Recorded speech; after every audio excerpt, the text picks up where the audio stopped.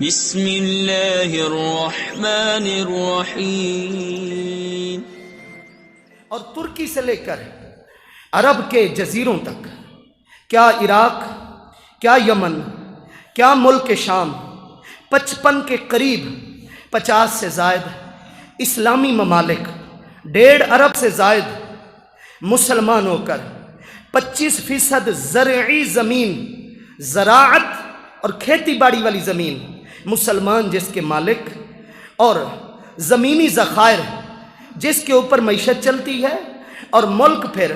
معیشت کی ریڑھ کی ہڈی کے پیش نظر چلتا ہے۔ ان ساری قدرت کی نعمتوں کی نوازشات کے باوجود اگر ہم اندر سے کھوکھلے ہیں تو اس کی سب سے بڑی وجہ حضرت عمر فاروق نے اپنے دور میں بتائی اور فرمایا، میرا اصول یاد رکھنا،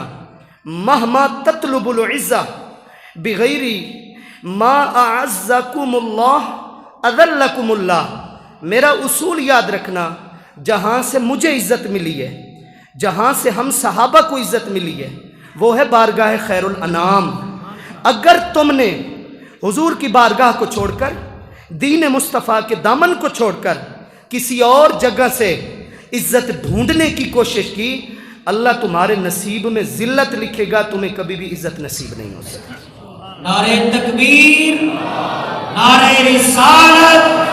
نعرہ خلافت، نعرہ حیدری، عزت مصطفیٰ، شان مصطفیٰ، مقام مصطفیٰ، عقائد صحابہ۔ تو اس لیے دوستان محترم، آپ علیہ الصلاۃ والسلام کا تشریف لانا اور وہ پیغام جس سے بڑھ کر کوئی پیغام نہیں ہے، وہ پھر لے کر آنا ہمارے لیے آج ضرورت اس چیز کی ہے، ہم اس کے پیروکار بن جائیں، ہم اس کو اپنا لیں۔ ہماری ساری خواہشیں، ہماری ساری رضائیں،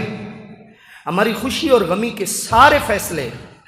جب آپ علیہ الصلاۃ والسلام کی رضا کے مطابق ہو جائیں گے، اس وقت ہمیں ایمان کی مٹھاس نصیب ہوگی، اس وقت ہمیں حلاوت ایمان نصیب ہوگی۔